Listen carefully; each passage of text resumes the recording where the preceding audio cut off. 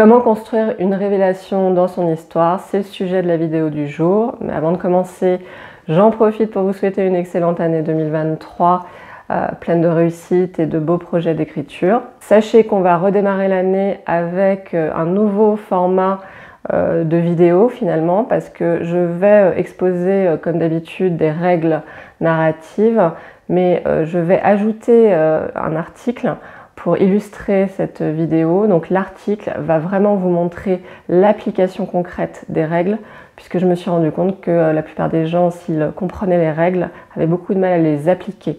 Donc l'article va vraiment fonctionner comme un duo avec cette vidéo. Je vous invite vraiment à aller le consulter. Je mettrai évidemment le lien dans la description de la vidéo. On va donc parler de 5 techniques qui vont vous permettre de construire une révélation.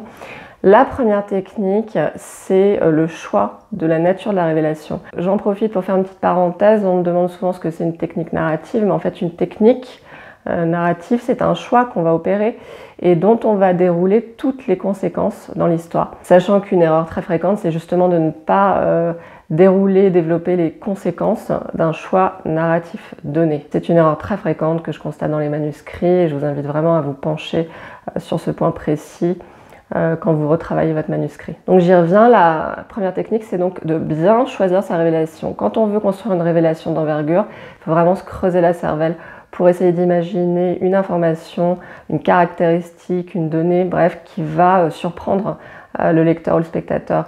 Il faut vraiment se dire, est-ce que ma révélation est un peu plus originale ou a été déjà vue beaucoup de fois? Après, les révélations peuvent être très variées, elles peuvent être liées aux motivations des personnages, à l'identité des personnages, elles peuvent être liées à l'univers que vous déployez, sur la vraie nature d'un système politique par exemple. Il y a vraiment énormément de révélations possibles, c'est à vous de voir celle que vous voulez absolument mettre en avant et finalement réserver pour la fin, sachant que de toute façon dans une bonne histoire, souvent il y a plusieurs révélations, mais on a souvent une révélation d'envergure à la toute fin de l'histoire. Vous le verrez dans l'article, moi je développe une révélation sur mon personnage principal. Donc je vais utiliser ça aussi pour faire cette vidéo. Et j'aborde donc la deuxième technique qui consiste à dissimuler la révélation, donc l'information clé sur mon personnage principal, donc en l'occurrence ici, jusqu'à un certain point. Cette deuxième technique, elle vise donc à ne pas dévoiler tout de suite la nature de la révélation et à l'amener progressivement. J'insiste bien sur ce progressivement, j'en parle tout de suite après.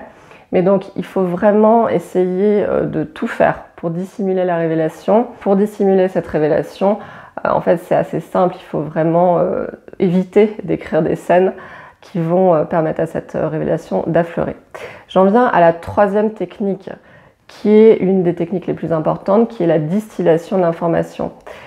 Une révélation doit être amenée progressivement si on veut qu'il y ait une cohérence, voilà, si on veut préparer aussi l'esprit du lecteur. La distillation d'informations, c'est quelque chose de compliqué. Il faut vraiment prévoir finalement les petits indices, les petites touches qui, tout au long du récit, vont conduire à la grande révélation finale. Là, je parle d'une grande révélation finale parce que finalement, c'est la plus dure à faire. Une petite révélation dans une scène, elle peut ne pas être tellement préparée, mais par contre une grande révélation finale, il faut que le spectateur ou le lecteur se dise mais évidemment comment j'ai pu ne pas le voir, comment j'ai pu ne pas le deviner, en dépit des indices que finalement l'auteur a distillés tout au long du récit et qui donc invite à une réinterprétation a posteriori. Cette technique-là, il faut la planifier, il faut imaginer les scènes pendant lesquelles on va distiller chaque information. Donc il faut bien identifier chaque information qu'on va distiller et qui va conduire à la plus grande information, révélation. La quatrième technique, c'est le fait de connecter la révélation, alors bon, finale dans mon exemple, à la transformation du personnage. Il faut vraiment travailler la caractérisation de son personnage et imaginer que cette révélation, qui va engendrer souvent une prise de conscience, va achever la transformation quand il s'agit d'une révélation finale. Et donc c'est encore une fois dans le choix de la révélation que tout ça va se jouer. Il faut que cette révélation soit intimement connectés à une étape de la transformation du personnage. Bon, je développe tous ces points dans l'article, encore une fois. Là, je me contente d'exposer des règles générales. Et la 5e technique, c'est le fait de connecter la révélation à l'intrigue cette fois-ci, c'est-à-dire que la révélation va amener un rebondissement de taille dans l'intrigue, un dernier rebondissement final s'il s'agit d'une révélation finale. Donc l'intrigue va être relancée momentanément suite à cette révélation.